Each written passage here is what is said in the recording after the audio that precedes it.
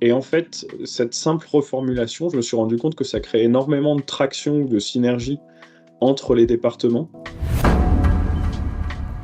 Écoute, déjà pour moi, je pense qu'un premier déclic qui a été assez puissant, ça a été effectivement de prendre en compte tes remarques sur mes objectifs et de les retravailler pour en avoir moins et pour avoir des objectifs aussi qui soient peut-être moins des objectifs purement RH, mais des objectifs plus larges et plus axés business qui créent des ponts avec les autres départements, même dans la formulation même. Je te donne un exemple. Moi, j'avais pas mal d'objectifs sur la formation, notamment sur la formation de mes consultants.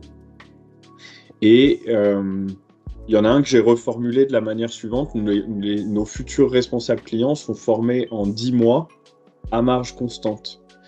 Et en fait, cette simple reformulation, je me suis rendu compte que ça crée énormément de traction, de synergie entre les départements, parce que de réduire le temps de formation des responsables clients, je me suis rendu compte que c'était vraiment un objectif business intéressant pour les managers du consulting. Et le fait d'inclure que cette réduction du temps de formation devait se faire à marge constante, c'était aussi une manière pour moi de dire à mon directeur consulting, en fait, je me soucie de tes objectifs.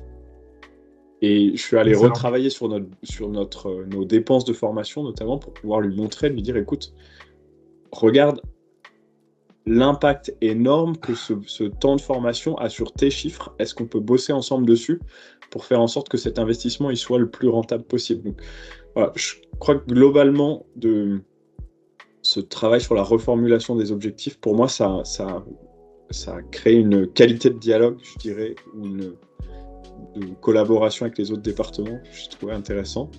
Génial. Voilà, c'est un premier point, donc un grand merci pour ça.